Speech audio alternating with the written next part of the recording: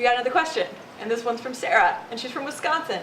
And her question is, I am a liberal arts major, going to my first interview to work as a personal banker. Any suggestions on how to prepare? This is actually a really good question because there are a lot of people in the millennial generation that were either liberal arts majors or they graduated with a degree that doesn't have any jobs. So they're in the exact same situation as you, and thank you very much for bringing this up. So my first interview was in finance, even though I am an environmental science major.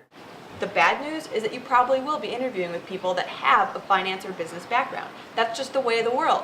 Don't think about it because there's nothing you can do about it. All you can do is prepare for the interview. Although I had no background in finance, what I did have background in is jobs and projects that had similar skill sets that I would need in finance. So here are 2 things you can do to prepare for that interview.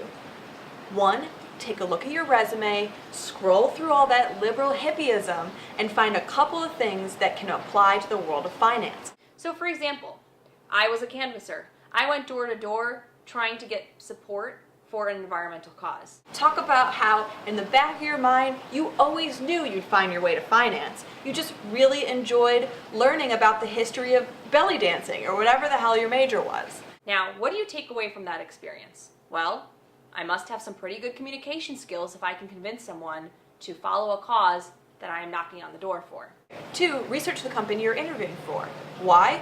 Because half the other people that are interviewing aren't going to think to do that.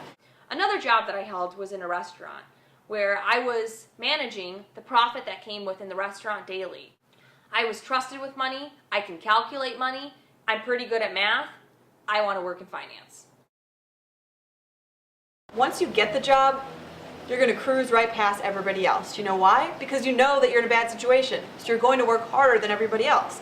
But the fact of the matter is, you probably don't even have to work that hard. You just have to work 110% because everyone around you will probably be working 80%. And they're going to work 80% because most people give only what they need to do in order to keep their job.